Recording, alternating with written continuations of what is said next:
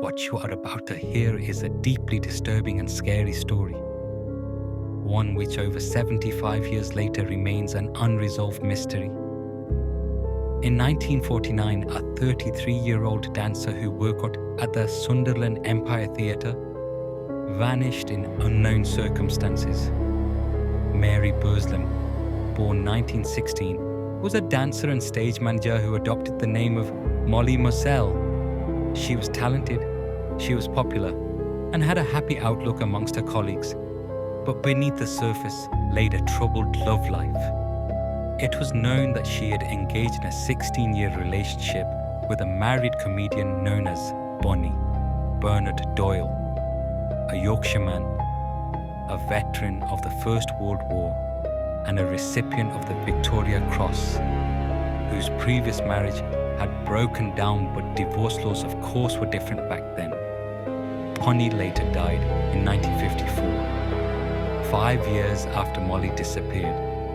Bonnie, however, fell in love with another actress performing at one of his pantomimes, leaving Molly feeling betrayed.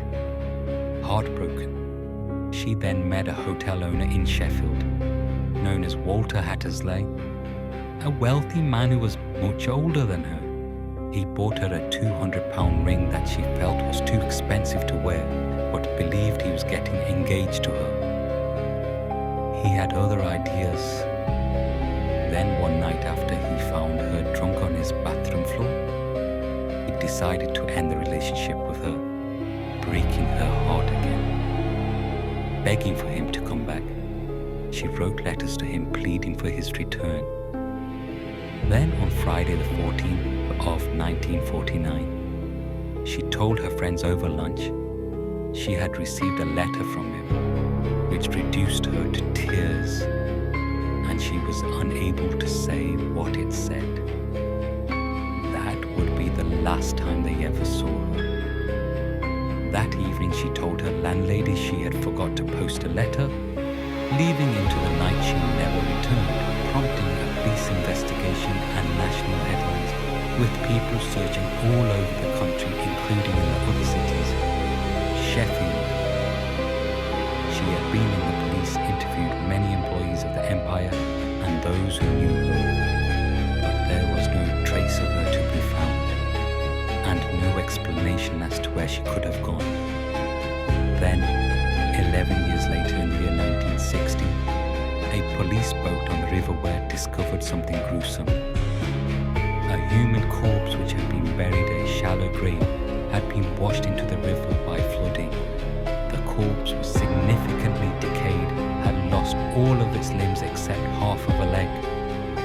An inquest found it was the body of a woman aged 25 to 50 years of age and 5 feet 3 inches tall.